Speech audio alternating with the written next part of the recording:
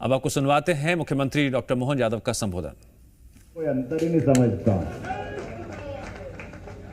शाजापुर और उज्जैन ये परस्पर एक दूसरे के पूरक है, एक दूसरे के जोड़ले भाई हैं।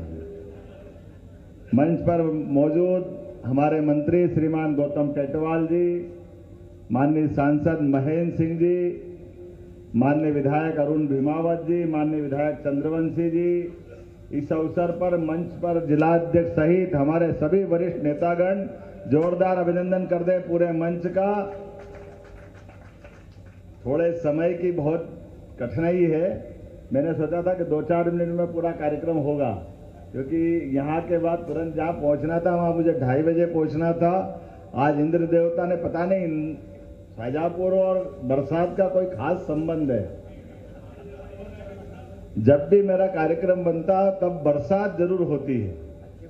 ये इंद्र देवता का आशीर्वाद, एक तरह से भगवान इंद्र के लिए जोरदार अभिनंदन करो। हमारे अपने प्रत्येक कार्यक्रम में काय की गर्मी, काय का मौसम, ये जो बरसात का मौसम, वाकई आनंद आ जाता। आज यहाँ हॉस्पिटल के 100 बेड के नवीन हॉस्पिटल के लोकार्पण के अवसर पर अभी तक हमारा हॉस्पिटल 200 बेड का था।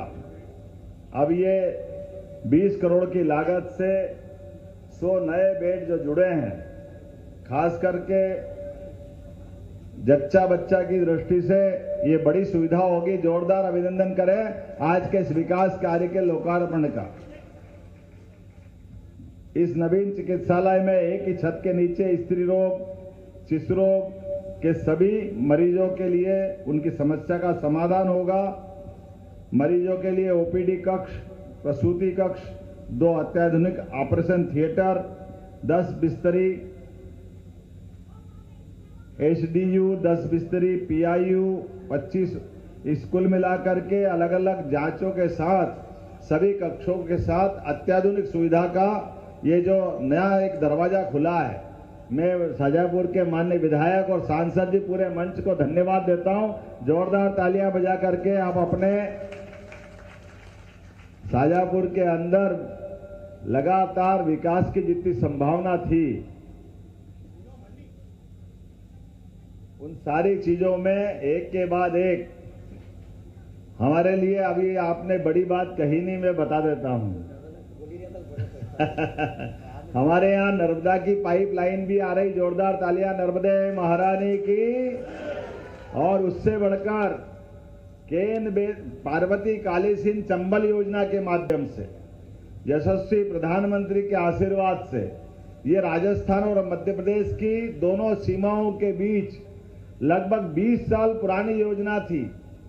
मैं पार्टी की बात नहीं करता हूं, लेकिन जब ये बात आएगी तो सत्य सामने आएगा ही। ये पानी का लाभ यहाँ के किसान आज से 20 साल पहले ले सकते थे, उनकी सारी जिंदगी बदलती, लेकिन दुर्भाग्य के साथ कहना पड़ रहा है इस संबंध में कुछ नहीं किया गया। कभी हमारे द्वारा यहाँ जब भी सरकार से प्रस्ताव जाता, येन केन प्रकारेण वो सरकार टाल देती। जब हमारी सरकार वहां बन गई, यहाँ सरकार कांग्रेस की, तो ये टाल देते थे। लेकिन आज जब हमने आगे बढ़कर के इस चुनाव के बाद आगे बढ़े, तो दोनों तरफ से लगभग 13 जिले हमारे, श्योपुर, मुरैना, ग्वालियर, गुना, शिवपुरी, राजगढ़, शाजापुर, आगर, उज्जैन, यहां तक कि पीने के पानी और बाकी चीजों की सप्लाई के लिए इंडस्ट्रियल बेल्ट में लगभग 13 जिलों के अंदर ये पूरा लाभ मिलेगा। अभी आप कह रहे हैं कि प्याज की मंडी है, मेरा तो ऐसा मानना है कि आप तो जितनी भी प्रकार की सिंचाई की सुविधा वाली खेतों में फसल हो सकती है, सबका प्लान बनाओ, सब दूर 24 घंटे पानी और 24 घंटे बिजली शाजापुर में मिला करेगी। ये प्रबंधन हमारी सरकार के द्वारा किया जा रहा है। किसानों की जिंदगी अच्छी करने के लिए ही तो सरकार बनती है। सरकार क्यों नहीं बनना चाहिए? और सरकार बनने के बाद खास करके ये अंचल तो अपनी मेहनत के लिए जाने जाते हैं, अपने पुरुषार्थ पराक्रम से आलू प्याज पूरे देश के लोग अगर कहीं खरीदने आते हैं तो शाजापुर जिले के अंदर आते हैं। और शाजापुर में अभी आपने फूड इंडस्ट्री की बात नहीं की है। अभी रह गया है, कोई बात नहीं, मैं वैसे देने की घोषणा करता हूं। शाजापुर के अंदर फूड इंडस्ट्री खुलेगी, जिसके माध्यम से यहाँ के उत्पादन पे खास करके कृषि आधारित अपनी फसलों के लिए प्रॉपर लोगों को उनकी कीमत भी मिलेगी और हमारे द्वारा देश के माध्यम से विदेश में भी यहाँ की जो प्रोडक्ट बनेंगे उसका निर्यात करेंगे। सरकार बनने के बाद हमने लगातार प्रयास किया है कि हमारे अपने किसानों ने तो मेहनत करके उत्पादन में उत्पादकता बहुत अच्छी बढ़ाई है, लेकिन बाद का काम सरकार का है और रोजगार के लिए जब तक उद्योग धंधे नहीं बढ़ेंगे तब तक प्रदेश की प्रगति में कहीं अधूरापन रहेगा। एग्रीकल्चर ग्रोथ रेट तो हमारी बहुत अच्छी हो गई, लेकिन इंडस्ट्रियल ग्रोथ रेट भी चाहिए। जब तक कृषि आधारित हमारे सभी प्रकार के उत्पाद, सभी प्रकार के कॉटन आधारित उत्पाद जो भी हो सकते हैं, सब में लगातार सरकार के माध्यम से प्रयास कर रहे हैं। मैं पिछले समय कोयम्बटूर गया था तमिलनाडु के अंदर, और वहां के भी उद्योगपतियों से कहा कि आप हमारे मध्य प्रदेश आइए। अभी 7 और 8 तारीख को बेंगलोर जाने वाला हूं। आने वाले समय में खास करके भविष्य में जो ये जिस प्रकार का निवेश आ रहा है, उज्जैन की समिट रीजनल की थी, जिसमें हमने अपने संभाग के अंदर साथ साथ पूरे प्रदेश के अंदर उद्योग धंधों को स्थापित करने की बात कही है, लेकिन आज समय लंबा लग जाएगा। मैं आज तो छोटी बात करके जल्दी भागना चाह रहा हूं। अपने बीच में रक्षाबंधन का त्योहार आ रहा है और बहनें बेटी आपको प्रणाम करता हूं, दोनों हाथ में राखी बांध करके ये जो आनंद आपने लुटाया है, सारे जीवन इसका आनंद में भूलूंगा भी नहीं, और ये आनंद है भी सही। ये हमारे तीज त्योहार केवल घर की दीवारों के अंदर मनाने के लिए नहीं है, हमारे परिवार में तो हम मनाते ही हैं, लेकिन प्रत्येक त्योहार चौड़े चौगान सबके बीच मनाने की जरूरत होती है। जब हमने कहा हमारी संस्कृति दुनिया की सबसे श्रेष्ठ संस्कृति है, हमारी अच्छाई हम दुनिया में बांटने के लिए निकले हैं, हमारा उदात्त विचार जियो और जीर्णोद्धार की भावना के आधार पर चलता है, तो हमारे तीज त्योहार ये अपने दीवारों को बाहर लाने की जरूरत। इसलिए हमने कहा कि हर एक त्योहार सरकार केवल छुट्टी करके अपने घर में नहीं बैठ सकती, छुट्टी तो होगी जो होगी त्योहार के दिन, लेकिन समाज के साथ ये आनंद महसूस करना चाहिए। इसलिए ये परंपरा हमने प्रारंभ की है। और ये रक्षाबंधन का त्योहार तो ये सावन का महीना आते ही बहनों की आंखों की चमक बता देती है कि हाँ सावन का महीना आया है। और बहनों का तो कहना ही क्या, माँ बाप के बाद परिवार पे अगर सबसे ज्यादा कोई स्नेह लुटाती है तो अपनी बहनों का ही तो प्यार रहता है, जिससे हमारे परिवार परंपरा आगे बढ़ता हो, आनंद लेता है, उसका एहसास हमको होता है। ये गौतम जी कह रहे हैं कि 250 रुपए भी आने वाले हैं, बिल्कुल आने वाले हैं। आने वाली 10 तारीख के दिन एक साथ 25,000 से ज्यादा स्थानों पर हमारे सभी पंचायत, सभी वार्ड, सभी नगर निगम, नगरीय केंद्र, ग्राम केंद्र एक साथ 25,000 स्थान पर रक्षाबंधन के त्योहार भी मनेंगे। और अभी रोज 1 से लेकर 10 तारीख तक तो राखी बांध ही रहे। उस दिन एक साथ एक सिंगल क्लिक से 1,39,00,000 बहनों के खाते में 250 रुपए की राशि डाली जाएगी। ये 250 रुपए की राशि नहीं है, ये बहनों के प्रति, नारी सशक्तिकरण के प्रति सरकार की दृढ़ इच्छा शक्ति का प्रतीक है। हमारी बहनों को पैसे की कीमत मालूम है। भाई तो और उड़ा देते, कुछ भी कर लेते हैं, लेकिन बहन से अगर 5 पैसे भी खर्चा होते हैं तो 100 बार सोचती है और 1 बार खर्चा करती है। ये उनका अपना चरित्र है और ये उनकी अच्छाई है। उनके द्वारा उनके हाथ में दिया हुआ पैसा 1-1 रुपया बोल बोल के लगता है, उसका एहसास होता है सच्चे अर्थों में। तो बहनों का जो योगदान भारतीय संस्कृति में वो कोई छिपा नहीं है। इसलिए हमारे देश के लिए तो हमने मातृ संस्था से जोड़कर देश की कल्पना की है। इसलिए हम कहते हैं भारत माता की, क्योंकि हमने मातृ सत्ता की महत्ता को स्वीकार किया। हमने नवग्रह में भी पृथ्वी को वसुंधरा माना है, माता माना है। हमने अपना जीवंत प्रमाण आपस से जोड़ करके देखना चाहा है। इसलिए प्रत्येक त्योहार, और हाँ हम तो डंके की चोट कहते हैं, क्या संक्रांति का आनंद आता है।